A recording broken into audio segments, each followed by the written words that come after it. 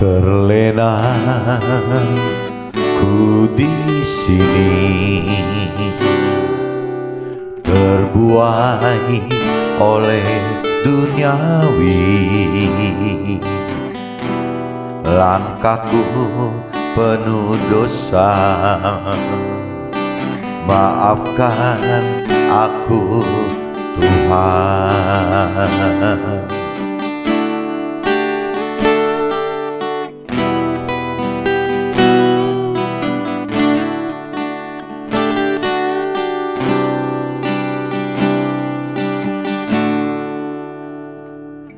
Suramnya dunia mudaku, terjerat dunia hitam.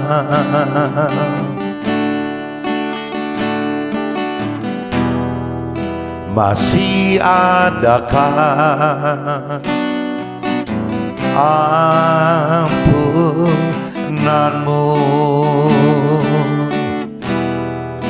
untuk diriku yang hina ini?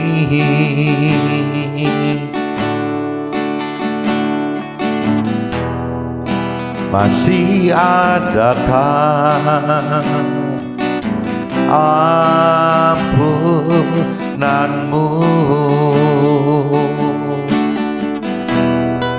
untuk diriku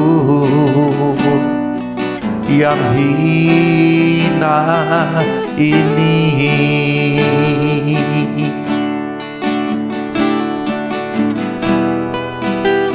Terlena ku di sini,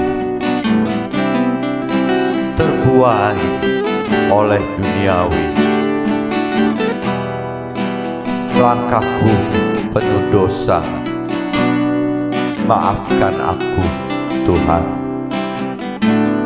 Suramnya dunia mudaku, terjerat dunia hitam.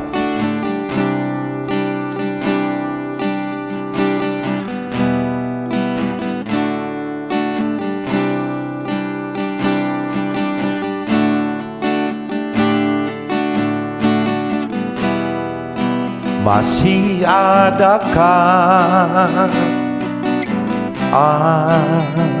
ampunanmu untuk diriku yang hina ini? Masih adakah ampunanmu Tuhan untuk diriku yang hina ini?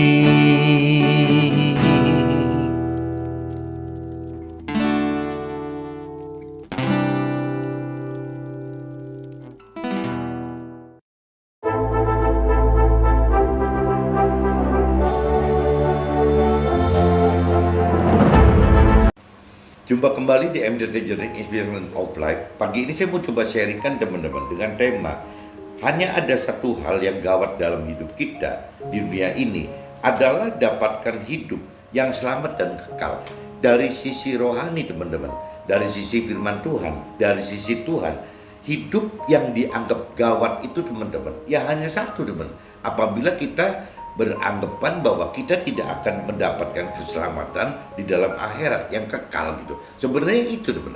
Kalau yang lain masalah gawat dalam hidup itu dalam arti kata gawat hidup pribadi kita dengan permasalahan hal-hal duniawi, ya kita gawat hidup ini di keluarga kita karena hal-hal duniawi lagi gitu ya. Kita gawat itu dalam usaha kita terkait juga dengan hal-hal duniawi itu. Justru kalau hal-hal duniawi teman, baik untuk pribadi kita, keluarga kita dan usaha kita, itu malah apa ya, kalau dari sisi rohani, dari sisi firman Tuhan gitu, dari sisi Tuhan gitu, ya justru masalah-masalah duniawi itu jadi alat teman, menjadi alat bagaimana ya bentuk Tuhan perhatikan kita, mengasihi kita, menyayangi kita. Jadi seolah begitu teman-teman.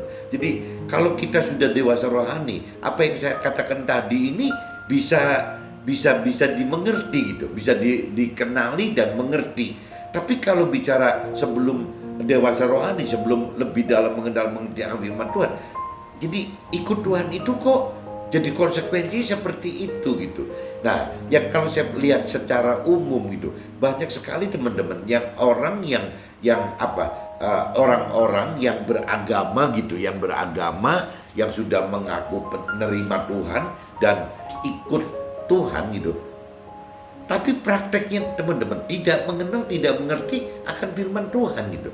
Kalau kita mengupas lebih dalam mengenal, mengerti akan firman Tuhan teman, semua tidak ada janji-janji Tuhan itu yang terkait dengan sukses duniawi, kebahagiaan duniawi gitu. Ya bagaimana hidup ini untuk bisa memenuhi hal-hal yang duniawi, tubuh duniawi inginkan gitu. Itu tidak ada teman-teman. Tidak ada satupun gitu yang namanya firman Tuhan yang mengarahkan ya bagaimana kita untuk bisa mendapatkan ya kesuksesan duniawi, kebahagiaan duniawi dan penuhan nafsu-nafsu duniawi gitu. Tidak ada teman. Yang ada itu kalau di firman yang saya pernah sharingkan beberapa bulan lalu gitu. Jadi Matius pasal 6 ayat 33 itu teman, yang bunyinya itu cari dahulu kerajaan Allah dan kebenaran, baru yang lain akan ditambahkan. Itu kan tetap firman Tuhan gitu. Tekankan untuk mencari dulu kerajaan surga dan kebenarannya gitu. Meskipun kalau kita belum dewasa rohani, istilah tambahan nanti Tuhan akan tambah itu di dalam pasal 33 pasal 6 dan ayat 33 itu adalah perangsang teman-teman, perangsang kita untuk bisa berangsang untuk kita yang belum dewasa rohani untuk benar-benar mengharapkan tambahan itu. Tapi kan saya pernah sharingkan di ayat sebelumnya gitu, satu ayat sebelumnya di ayat 32-nya, kalau sampai kita mengharapkan tambahannya, Tuhan katakan, ya untuk yang mengharapkan tambahan adalah orang-orang yang belum mengenal Tuhan Allah gitu, belum mengenal firman Tuhan Allah. Itu berarti kan ayat 33 seolah-olah ada bonus tambahan itu dibatalkan dengan ayat 32 teman-teman. Karena kalau kita berbonus tambahannya, ya berarti sama aja konsekuensinya kita tidak mengenal Tuhan Allah dan firman Tuhan Allah gitu. Jadi ya firman Matius pasal 6:33 itu kalau naik mundur ya di ayat 32 dan juga maju ke ayat 34. Ayat 34-nya juga mengatakan begitu teman-teman. Kenapa kita mesti khawatir gitu? Ya sehari untuk sehari. Jadi kuncinya satu teman-teman. Kitab Matius pasal 6:33 itu seolah-olah ya Tuhan untuk orang-orang yang belum dewasa rohani itu bagaimana menganjurkan carilah dulu kerajaan Allah kebenarannya dan nanti Tuhan tambahkan itu yang memang kebutuhan duniawinya Tuhan tambahkan. Itu bagi orang yang belum dewasa rohani teman-teman. Setelah orang menjadi dewasa rohani mundur satu ayat di 32 berarti Tuhan bukan menjebak. Memang di ayat 32-nya sebelum ayat 33 Tuhan katakan orang yang terlalu mengharapkan tambahan itu gitu, hal-hal duniawi tadi, makanan, minuman dan pakaian tadi, atau harta tahta dan kebutuhan pemenuhan nafsu duniawi tadi, itu adalah orang-orang yang tidak mengenal Tuhan Allah gitu. Kalau meta tambahnya seperti itu dan ditutup dengan satu ayat di atas 33, 34-nya ya Tuhan katakan ya kita nggak usah khawatir.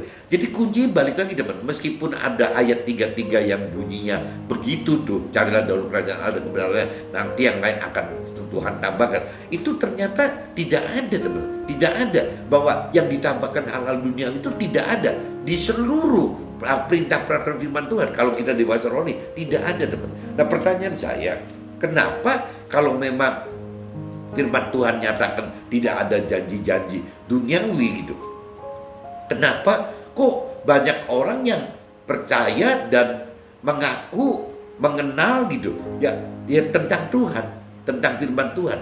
Padahal kalau sampai orang yang sudah beragama terima Tuhan gitu ya berarti ya bertentangan dengan apa yang Tuhan ajarkan di dalam firman-firmannya itu ya tidak nyambung kok dengan apa yang orang dunia atau orang beragama, orang yang berkeyakinan orang berkeyakinan dulu adalah orang yang beragama tapi kurang mengenal Tuhan secara pribadi, kurang mengenal Tuhan secara firman-Nya gitu. Ya akhirnya begitu. Jadi beragama yang mengakui adanya Tuhan, terima Tuhan dan mengikuti perintah peraturan. Tapi dalam realitanya teman-teman, kalau sampai benar orang itu mengerti firman Tuhan dengan benar gitu, dengan pikiran, perasaan, dan kehendak jiwanya Tuhan, itu tidak ada janji-janji sukses duniawi teman-teman. Tidak ada yang namanya janji-janji kebahagiaan duniawi gitu. Tidak ada yang namanya bagaimana memenuhi kebutuhan hal-hal duniawi gitu, bagi hidupnya. Tidak ada teman-teman. Justru kebalik gitu. Hal-hal yang duniawi itu adalah yang mencengkram, yang mengikat, yang membelenggu kita, tidak bisa untuk move on gitu, tidak bisa bergerak masuk keselamatan akhir yang Tuhan rancang kendaki, tidak bisa masuk mendapatkan damai sejahtera di dalam surga gitu yang kekal, tidak bisa masuk ke dalam hidup bersama Tuhan di dalam surga nanti gitu. Itu nggak bisa teman-teman. Jadi ini saya kadang-kadang bingung sendiri, kenapa ya kok banyak orang yang mengaku gitu ya, mengenal Tuhan ya, terima Tuhan, taat kepada Tuhan, tapi tetap target hidupnya itu bagaimana mengumpulkan harta benda di dunia ini teman-teman. Bukan melepaskan itu, tapi mengumpulkan. Jadi sebenarnya kunci akhirnya teman-teman, apabila kita dewasa rohani, yang namanya harta benda, yang namanya sukses duniawi, yang namanya kebahagiaan duniawi, yang namanya kebutuhan untuk bisa mendapatkan hal-hal duniawi, cuma satu teman-teman. Ya, hal-hal seperti ini bisa nggak digunakan menjadi alat Tuhan dalam memberitakan kebenaran firman Tuhan gitu. Jadi bagi mentor rohani dan rohaniawan, bagaimana yang mengajarkan teori-teori rohani atau teologi. Tapi kalau bagi kita gitu yang ada di marketplace, ada di dunia sekuler, ini bukan kita tidak memiliki talenta untuk mengajarkan teori rohani atau teologi gitu. Yang Tuhan tak berikan talenta kepada itu adalah memberitakan ya kesaksian tentang hidup kita bersama Tuhan dalam firman Tuhan gitu. Itu loh. Jadi kesuksesan duniawi, kebahagiaan duniawi dan penurunan duniawi itu cuma satu-satunya alat bagaimana si mamon ini yang berujung mamon ini, bagaimana mamon ini dijadikan alat untuk kepentingannya Tuhan teman-teman. Ya alatnya yaitu bagaimana menjadikan mamon itu, menjadikan uang itu, menjadikan harta tahta dan pemenuhan nafsu duniawi itu, yang pemenuhan maksudnya pengadaan hal-hal duniawi itu dipakai semua untuk menjadi alat bagaimana memberitakan kebenaran firman Tuhan sampai ke ujung dunia, ke ujung bumi gitu. Nah Tuhan pengen yang namanya materi itu, dunia itu hanya untuk itu teman-teman. Tidak ada untuk kepentingan kita pribadinya gitu. Karena Tuhan takut sekali apabila kita benar-benar pegang gitu yang namanya sukses duniawi, bahagia duniawi, dan semua barang-barang dunia itu kita bisa terpenuhin. Itu justru yang Tuhan katakan, akhirnya kita jadi malah terbelenggu teman-teman. Jadi terbelenggu, terikat gitu. Karena bisa-bisa hal sukses duniawi, bahagia duniawi, pemenuhan hal-hal duniawi itu menjadi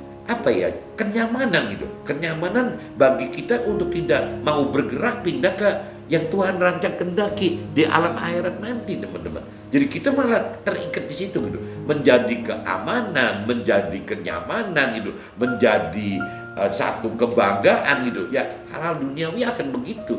Jadi ini balik lagi saya ingatkan pagi ini teman, kalau kita bicara di temanya gitu.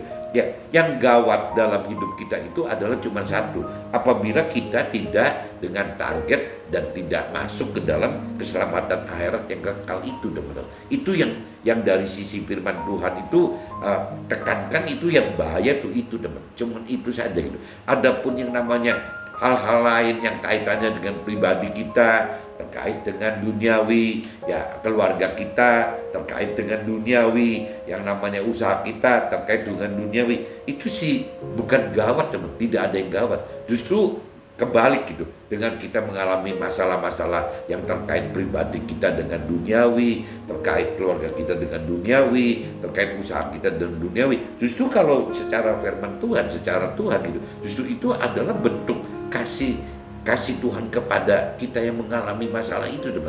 Nah Saya ngomong seperti ini bagi dunia, bagi orang keyakinan, kan dianggapnya ngawur teman, kalau aneh gitu. Ya kenapa kok dalam hal kesulitan malah Tuhan mengasihi kita? Ya karena memang nggak ada jalan lain teman. Ya kalau kita tidak mengalami masalah-masalah, kita akan cinta dunia gitu. Itu yang Tuhan makanya izinkan terjadi gitu. Masalah-masalah baik yang terkait urusan duniawi ya, yang terkait untuk kita pribadi, keluarga maupun usaha, Tuhan biarkan terjadi itu karena bentuk kasih Tuhan kepada kita supaya kita tidak terbelenggu ya dengan hal seperti ini. Dengan kita mengalami masalah-masalah duniawi, kita malah jadi makin mencari Tuhan teman-teman. Tuhan itu pengennya seperti itu gitu. Dengan kita makin mendapatkan derita dalam hal mencari sukses duniawi, bahagia duniawi gitu. Ya bagaimana pemenuhan nafsu duniawi, hal-hal duniawi juga susah gitu. Nah, sulit-sulitnya karena masalah duniawi ini gitu yang menyebabkan kita akhirnya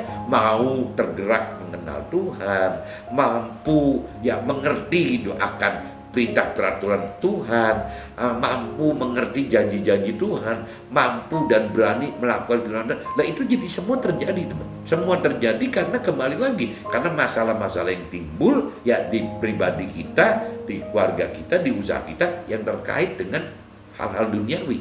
Ini jadi pola-pola seperti itu bertentangan sekali dengan apa yang dianut oleh orang dunia atau orang yang berkeyakinan teman-teman. Orang yang berkeyakinan adalah orang yang beragama, ya sudah mengaku mengenal dan mengerti firman Tuhan dan pribadi Tuhan, tapi caranya nggak benar teman, karena ya tidak membaca firman Tuhan gitu.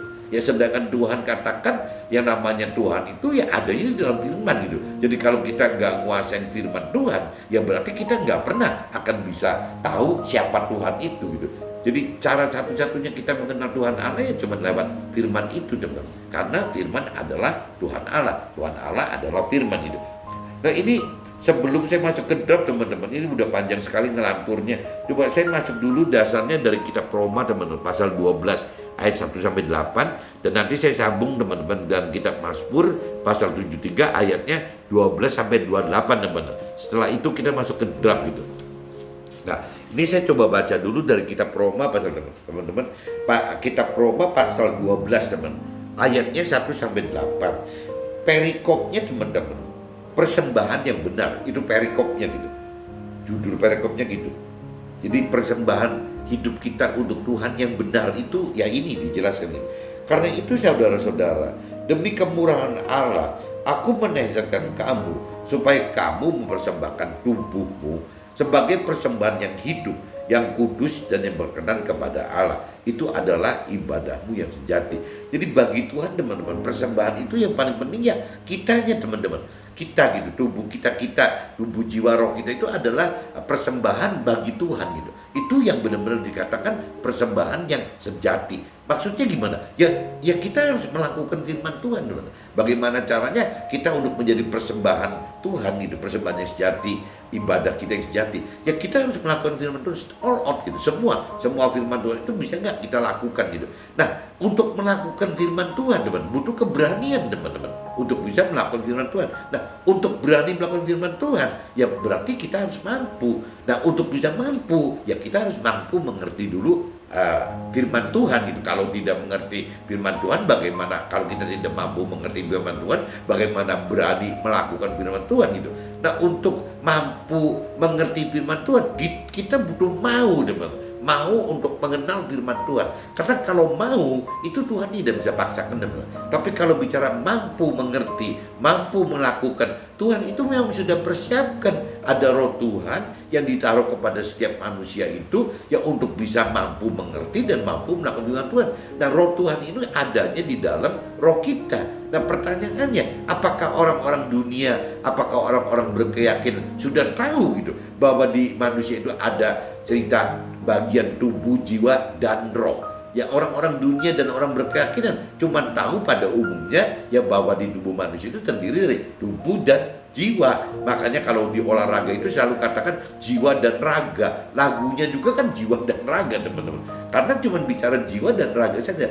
Jiwa ya jiwa, raga ya tubuh gitu. Jadi jiwa tubuh aja atau tubuh jiwa aja. Padahal kalau secara rohani itu kan tidak cuma berarti tubuh jiwa, tapi tubuh jiwa dan roh gitu. Jadi ada tiga teman-teman. Orang dunia dan orang keyakinan hanya berpikir manusia itu terdiri dari dua unsur, tubuh dan jiwa. Tapi orang rohani ya berpikir bahwa kita ini terdiri dari tiga unsur, tubuh, jiwa dan roh. Nah roh ini teman-teman, roh ini kalau tidak dihidupkan, kita tidak bisa apa-apa teman. Kitanya jadi tidak bisa berkomunikasi dengan Tuhan Allah gitu, karena Tuhan Allah wujudnya itu roh gitu. Jadi kalau kita mau ya roh ketemu roh teman-teman, baru bisa kita berdialog dengan Tuhan Allah gitu. Selama kita tidak menghidupkan roh kita, ya kita tidak akan tahu bahwa ada roh Tuhan yang bisa menjadi kuasa kita ya untuk mengerti firman Tuhan dan untuk mampu melakukan firman Tuhan. Karena itu teman-teman, ujungnya seperti itu teman-teman. Jadi kembali lagi, Tuhan hanya minta persembahan atau ibadah kita yang nyata itu bukan korban-korban sumbangan atau dana ini dana itu gitu. Tapi ya itu balik lagi kitanya teman. Apa yang kita lakukan dalam hidup kita gitu, itu adalah ibadah kita yang sejati. Persembahan yang untuk Tuhan yang tertinggi itu yaitu ya persembahan dalam bentuk ibadah yang sejati, dalam arti kata yang kita melakukan firman Tuhan teman. Janganlah kamu menjadi serupa dengan dunia ini, tetapi berubahlah oleh pembaharuan budimu, sehingga kamu dapat membedakan manakah kehendak Allah, apa yang baik, yang berkenan kepada Allah, dan yang sempurna gitu. Nah ini kalau kita tidak mengerti firman Tuhan, kita tidak akan tahu teman, bahwa ada ayat 2 yang bunyi seperti ini gitu. Berdasarkan kasih karunia yang dianugerah kepadaku, aku berkata kepada setiap orang di antara kamu, janganlah kamu memikirkan hal ini yang lebih tinggi daripada yang patut ya kamu pikirkan. Tetapi hendaklah kamu berpikir begitu rupa, sehingga kamu menguasai diri menurut ukuran iman yang dikaruniakan Allah kepada kamu masing-masing. Sebab sama seperti pada satu tubuh, kita mempunyai banyak anggota, tetapi tidak semua anggota itu mempunyai tugas yang sama. Ini jadi maksudnya teman-teman. Jadi kita ini kalau dari kacamata Tuhan itu ya kita ini mesti teamwork gitu dengan teman-teman yang lain teman. Karena masing-masing talenta orang itu beda-beda teman. Saya dikasih talenta A, nanti ada si B, si C. Itu masing-masing talenta itu beda semua teman. Jadi Tuhan ya kehendaki kalau bisa ya kita membentuk community gitu, bersatu untuk bisa menjadi tim gitu. Demikian juga kita walaupun banyak adalah satu tubuh di dalam kalau bicara Tuhan Allah ya itu di dalam firman Tuhan itu jadi satu tubuh gitu. Tetapi kita masing-masing adalah anggota yang seorang terhadap yang lain. Demikianlah kita mempunyai karunia yang berlain-lainan menurut kasih karunia yang dianugerah kepada kita. Jika karunia itu adalah untuk bernubuat, baiklah kita melakukannya sesuai dengan iman kita. Jika karunia untuk melayani, baiklah kita melayani. Jika karunia untuk mengajar, baiklah kita mengajar gitu. Jadi memang talenta kita beda-beda, kasih karunia yang Tuhan berikan kepada kita beda-beda gitu. Jika karunia untuk menasihati, baiklah kita menasihati. Siapa yang membagi-bagikan sesuatu, hendaklah ia melakukannya dengan hati yang ikhlas. Siapa yang beri pimpinan, hendaklah ia melakukannya dengan rajin. Siapa yang menunjukkan kemurahan, hendaklah ia melakukannya dengan sukacita. Jadi di kitab Roma pasal 12 ayat 1-8 bunyinya seperti itu teman-teman. Jadi yang perlu dicamkan itu adalah kembali lagi bahwa persembahan yang paling besar gitu, paling benar di mata Tuhan Allah itu adalah ya ibadah kita yang sejati teman-teman. Ibadah itu berarti bagaimana kita melakukan hidup sesuai dengan firman Tuhan ya, yang sejati itu ya berarti yang ngikutin perintah peraturan firman Tuhan tadi teman-teman. Roma kitab 8:12 pasal 12 ayat 1-8 bunyinya gitu. Nah saya coba lanjut teman-teman dengan kitab Mazmur teman-teman. Kitab Mazmur ya, ayat kitab Mazmur 73 ayatnya 12-28 teman-teman. Bunyinya teman-teman, sesungguhnya itulah orang-orang fasik. Mereka menambah harta benda dan senang selamanya. Nah ini saya katakan, kalau orang fasik itu orang dunia yang tidak mengerti akan firman Tuhan dan tidak mengenal pribadi Tuhan Allah. Juga orang keyakinan teman. Orang keyakinan adalah orang yang bisa saja beragama tapi tidak mengenal pribadi Tuhan dengan benar dan juga tidak mengenal firman Tuhan dengan benar. Nah itu disebutnya orang fasik teman-teman. Di ayat 12 dalam Mazmur 73 dikatakan, sesungguhnya itulah orang-orang fasik. Mereka menambah harta benda dan senang selamanya. Jadi ukurannya balik lagi harta benda lagi teman. Ya harta benda nggak jauh-jauh dari sukses duniawi lagi gitu. Nah ini yang tadi dikatakan justru harta benda ini yang bisa menjerat, bisa orang terbelenggu untuk tidak bisa move on masuk ke dalam apa yang Tuhan rancang kendaki, yakni yang keselamatan akhirat tadi teman. Jadi orang sudah mapan nyaman, ngerasa cukup semua hidup di dunia ini dengan dipenuhi harta benda tadi gitu. Itu yang bahaya, maksud Tuhan seperti itu gitu. Sia-sia sekali aku mempertahankan hati yang bersih dan membasuh tanganku tanda tak bersalah. Namun sepanjang hari aku kena tulah dan kena hukum setiap pagi. Seandainya aku mau berkata-kata seperti itu, maka sesungguhnya aku telah berkhianat kepada angkatan anak-anakmu. Tetapi ketika aku bermaksud untuk mengetahuinya, hal itu menjadi kesulitan di mataku. Sampai aku masuk ke dalam tempat kudus Allah dan memperhatikan kesudahan mereka. Nah ini teman-teman, kadang-kadang untuk bisa mengerti firman Tuhan itu nggak mudah teman-teman. Jadi butuh waktu kita sampai kudus. Maksudnya ya kita sampai bisa dengan pola pikir, pola rasa, pola kehendak yang sama dengan Tuhan Allah teman-teman. Itu baru bisa disebutnya kita kudus teman-teman. Nah waktu kita sampai aku masuk ke dalam tempat kudus Allah dan memperhatikan kesudahan mereka, nah ini baru bisa teman-teman. Baru setelah kita mau mengenal firman Tuhan, mampu mengerti firman Tuhan, mampu melakukan firman, baru kita mata batin kita, mata hati kita terbuka teman-teman. Baru bisa mengerti bahwa ya orang-orang fasik itu akan seperti ini gitu. Nah ini dikatakan sesungguhnya di tempat-tempat licin kau taruh mereka. Justru kalau tidak pernah menghadapi masalah apa-apa dengan orang fasik ini, orang yang orang dunia ini, orang yang berkeyakinan ini akan jatuh teman, jatuh tergelincir karena licin dan hancur gitu. Tapi kalau orang yang memang orang pilihannya Tuhan, orang dipanggil Tuhan, itu kan tidak teman, karena memang tidak hidup di dalam jalan yang licin gitu. Jadi kemungkinan untuk jatuhnya kecil. Betapa binasa mereka dalam sekejap mata, lenyap habis oleh karena kedahsyatan. Nah ini diingatkan juga seperti itu teman-teman. Betapa binasa mereka dalam sekejap mata, lenyap habis oleh karena kedahsyatan. Seperti mimpi pada waktu terbangun, ya Tuhan, pada waktu terjaga, rupa mereka kau pandang hina gitu. Jadi bunyi seperti itu teman-teman. Nah kalau ini saya lanjut ke ayat 21-nya teman-teman. Ini sudah beda perikop gitu. Ketika hatiku merasa pahit, perikopnya satu tapi beda-beda tema gitu. Ketika hatiku merasa pahit dan buah pinggangku menusuk-nusuk rasanya, aku dungu dan tidak mengerti seperti hewan aku di dekat Tuhan. Tetapi aku tetap di dekat Tuhan. Engkau memegang tangan kananku.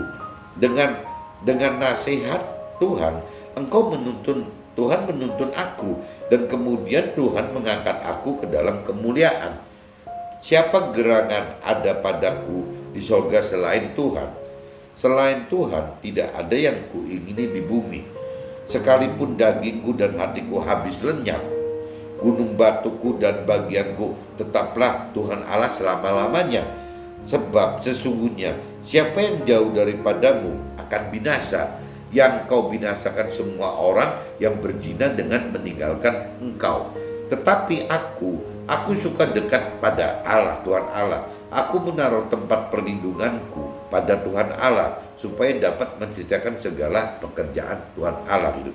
Jadi ini di Mazmur pasal 73 pasal 73 teman-teman, ayatnya 12 sampai 28 saya udah bacakan. Ya intinya begitu teman-teman. Jadi apabila kita sudah lebih mengerti firman Tuhan, ya kita akan mengerti teman bahwa apa yang dialami orang fasik yang sepertinya sukses duniawi, bahagia duniawi, kebutuhan apapun dipenuhin hal-hal duniawinya gitu.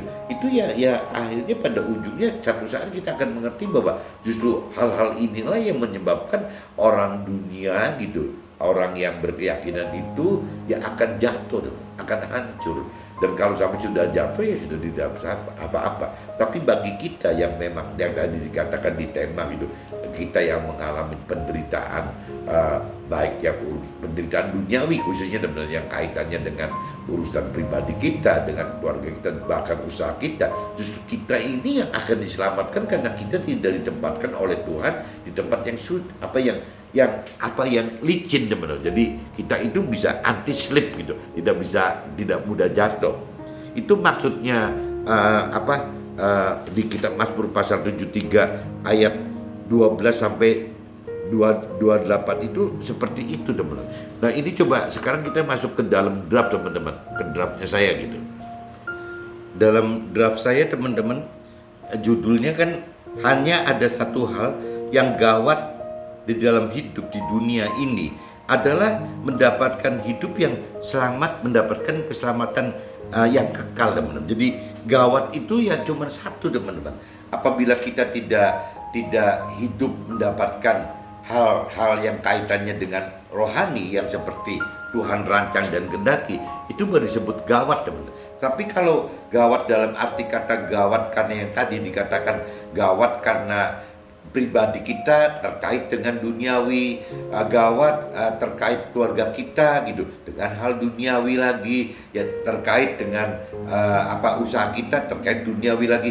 Dan duniawi itu kan kaitannya nggak jauh dari urusannya tubuh, teman-teman, kebutuhan tubuh gitu, dan juga kebutuhan jiwa, teman-teman. Ya kebutuhan tubuh kan ya mungkin seperti makanan, minuman, pakaian, itu kan kebutuhan tubuh, teman-teman. Dan jiwa itu ya mungkin balik lagi apa kepuasan, kesenangan gitu ya hal-hal yang kesombongan gitu ya seperti itu, teman-teman, yang dibutuhkan oleh tubuh dan jiwa itu gitu. Bahkan kalau bicara tubuh bisa larinya mungkin ke kuliner gitu. Ada mentor yang dikatakan yang namanya kebutuhan tubuh itu sampai kuliner pun bisa dikategorikan kebutuhan tubuh, teman. Bahkan seks gitu, meskipun seks dengan pasangan pun apabila kita over gitu ya bisa juga dikatakan ya kebutuhan tubuh gitu. Jadi itu jadi bisa salah, teman. Meskipun kalau kita bicara dari sisi kuliner, apa salahnya sih gitu. Dari sisi seks, apa salahnya kita dengan pasangan resmi kita kok. Tapi kalau sudah sifatnya seks itu jadi lebih penting daripada Tuhan gitu, yang namanya kuliner itu lebih dicari dibanding mencari Tuhan, itu sudah berhala juga, teman. Jadi itu kena kategorinya mentor rohani ajarkan, masih kena kategori yang tubuh, teman. Kalau jiwa itu kan ya kembali tadi dikatakan pengen happy, pengen gaya, pengen ini, pengen itu gitu. Ya pasti akan ujungnya juga memberhalakan hal-hal jiwani gitu. Ya akhirnya Tuhan yang dikorbankan, yang ujung-ujungnya tubuh kita menjadi berhala kita, jiwa kita juga bisa jadi berhalanya kita. Nah ini tubuh jiwa itu yang dikatakan sini gawat, teman-teman. Nah umumnya yang terkena hal-hal duniawi itu pasti nggak jauh-jauh, teman-teman. Pribadi kita dengan hal duniawi yang terkait tubuh dan jiwa, yang namanya kita dengan keluarga kita juga nanti berujungnya juga sama gitu ya, ke urusannya tubuh dan jiwa gitu. Nanti juga urusan usaha juga gitu, teman-teman. Kalau kita jadi nggak bangga lah, jadi ini jadi itu gitu. Nah ini akhirnya banyak orang dunia, banyak orang berkeyakinan yang sebut ini gawat gitu, teman. Padahal kalau dari versi rohaninya bukan gawat, tapi justru ini peluang untuk kita bisa meningkat secara rohaninya, teman-teman. Nah yang tadi saya katakan, kalau saya katakan begini pun belum tentu saya mampu menjalankannya, teman. Firman Tuhan katakan seperti itu. Adapun praktek saya untuk melakukan itu ya nggak mudah lah, sama aja, teman-teman. Bahkan mungkin saya katakan seperti ini aja bagi teman-teman yang belum dewasa rohani atau yang belum lebih dalam mengerti akan Tuhan, mungkin diketawain, teman. Masa sih pendapatnya seperti ini? Ya tapi firman memang begitu kok. Makanya saya kadang-kadang bingung sendiri, kenapa orang kok pada mau-maunya nyari Tuhan gitu. Kenapa orang dunia dan orang berkeyakinan kok mau-maunya nyari Tuhan gitu. Padahal Tuhan akan yang disebut orang dunia menginginkan sukses duniawi, bahan duniawi, pemenuhan duniawi. Nah itu malah Tuhan suruh tinggalin semua kok. Ya karena itu takut jadi belenggu, takut jadi jerat. Tapi kenapa gitu tetap orang kok mau ikut Tuhan gitu. Nah ini yang mesti teman-teman sadar gitu ya. Mesti kalau mau ikut ya mesti dengan pengertian, bukan Tuhan menjebak atau menjahati sehingga akhirnya gagal duniawi, sedih duniawi, tidak bisa dapat pemenuhan hal-hal duniawi. Itu memang Tuhan akan seperti itu sebenarnya. Akan gunakan hal yang terbalik dengan target duniawi itu menjadi target akhirat, teman-teman. Ya target akhirat jadi saya katakan, kalau kebalikannya gitu. Kalau orang dunia katakan mau mendapat sukses duniawi, ya kebalikannya kalau akhirat pengen dapat keselamatan akhirat. Kalau dunia menginginkan bahagia duniawi, ya sedangkan di akhiratnya pengennya damai sejahtera di alam akhirat, di surga. Yang namanya bagaimana memenuhi hal-hal duniawi gitu supaya duniawi ada semua, sedangkan di rohaninya menginginkan ya bagaimana bisa hidup bersama Tuhan gitu, tidak perlu duniawi lagi, ya hidup bersama Tuhan. Jadi dua kutub yang benar-benar berbeda, teman. Tapi yang saya balik lagi heran itu, kenapa kok banyak orang yang tidak mengerti maksud Tuhan seperti ini loh gitu. Ya berarti kan saya curiga, jangan-jangan apakah ini baru curiga, saya nggak nuduh gitu. Saya curiga jangan-jangan teman-teman yang duniawi atau berkeyakinan ini tidak mengenal dengan benar gitu loh. Ya untuk pribadi Tuhan maupun firman Tuhannya.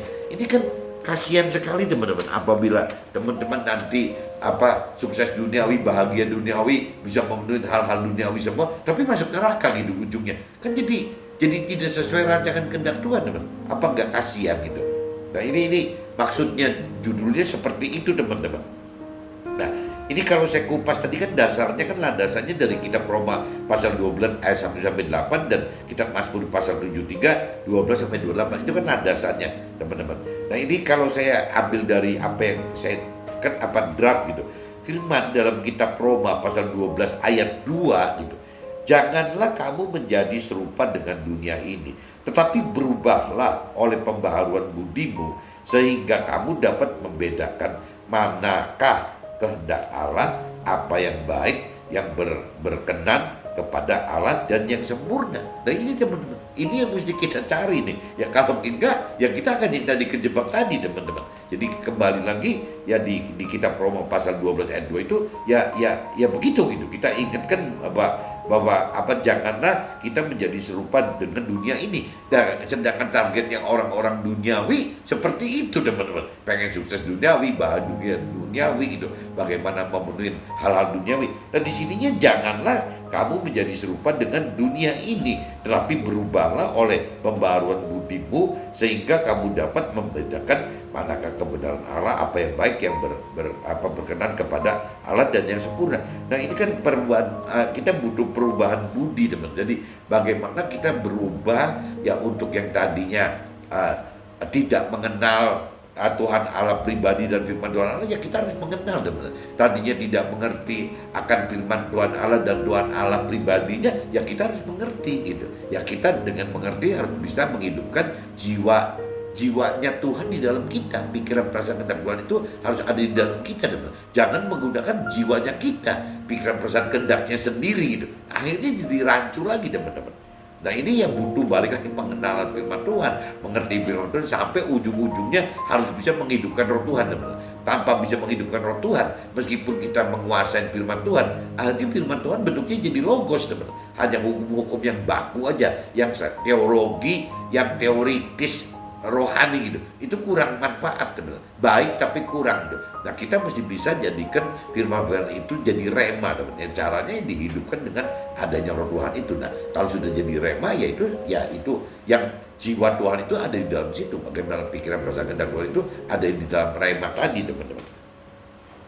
Hidup yang baik dan berkenan kepada Allah adalah hidup dengan mau mengenal firman dan mampu mengerti firman, serta berani untuk melakukan firman, teman-teman. Jadi tidak cuma mengenal saja, tapi harus mampu mengerti dan mampu melakukan firman Tuhan gitu. Hidup yang seperti ini adalah ibadah yang sejati dari kita bagi Tuhan. Nah kalau kita berani melakukan firman Tuhan, teman, ya berani melakukan firman Tuhan, ya bagi Tuhan ini adalah ya ibadah yang sejati, teman. Persembahan kita yang Tuhan inginkan ya seperti ini. Bagaimana kita pribadi ya berani melakukan firman Tuhan itu adalah persembahan atau ibadah sejati bagi Tuhan dari kita gitu. Nah ini yang kita mesti uber seperti ini, teman-teman.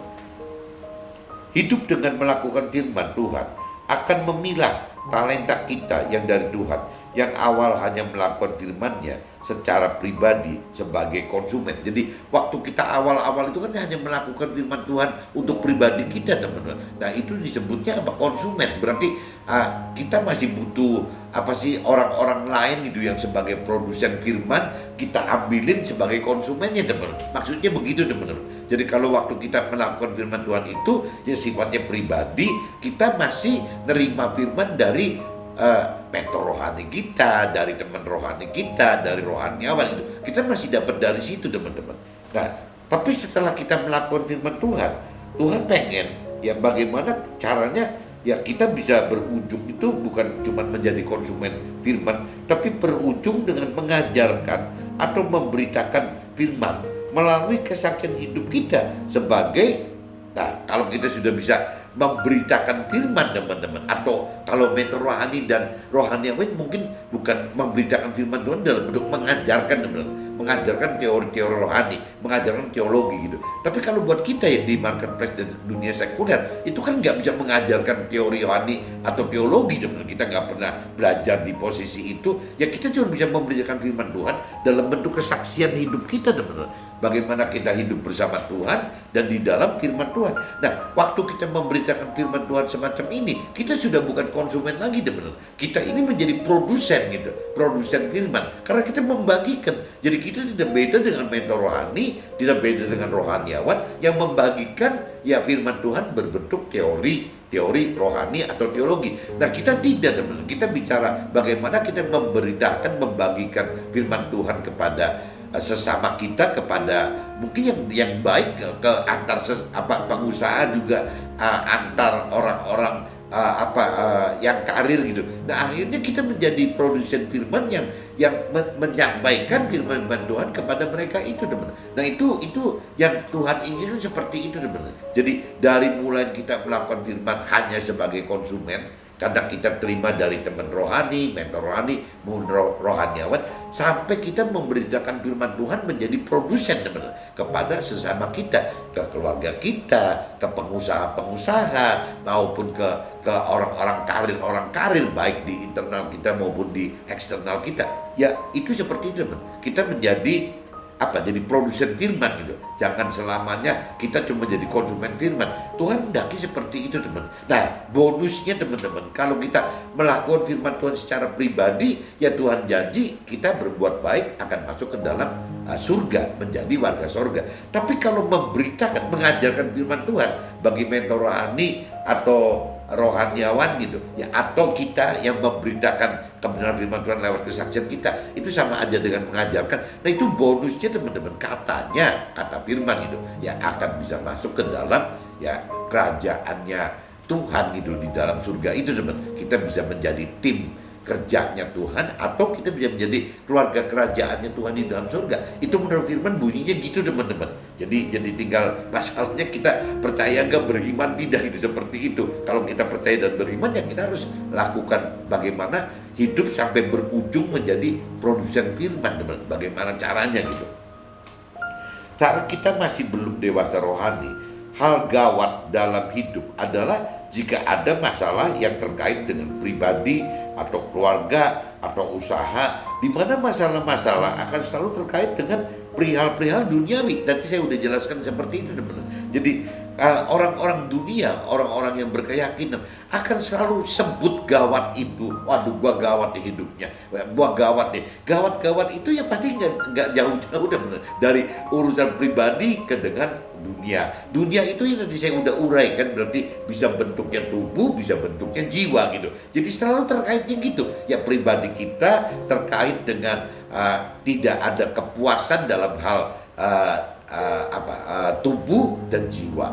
Nanti kalau kita bisa cukup lebih besarnya keluarga kita, benar. Kita kontak dengan keluarga kita plus keluarga kita, tetap aja kaitannya dengan duniawi itu terkait dengan tubuh dan jiwa kita dan keluarga kita. Di usaha kita juga sama teman-teman. Yang akan terkait seperti itu lagi itu pasti tubuh dan jiwa lagi. Jadi nggak habis-habis teman-teman. Padahal kalau dari versi rohani justru problem-problem yang timbul itu gitu, baik di pribadi kita, baik yang timbul di keluarga kita, baik yang timbul di usaha kita, itu semua masalah itu teman-teman bisa menjadi berkat yang dari Tuhan bagi kita supaya kita bisa masuk ke dalam surga gitu. Ya, caranya begitu gitu, tidak ada cara lain. Kenapa? Karena kunci akhirnya ya yang tadi saya pernah kupas di kitab Matius pasal 6 ayat 33, tapi Tuhan trik mundur gitu. Yang ketiga duanya berarti kalau sampai ngarepin tambahannya berarti orang yang tidak mengenal Allah gitu. Dan kalau maju dari 33 ke 1 ayat lagi 34-nya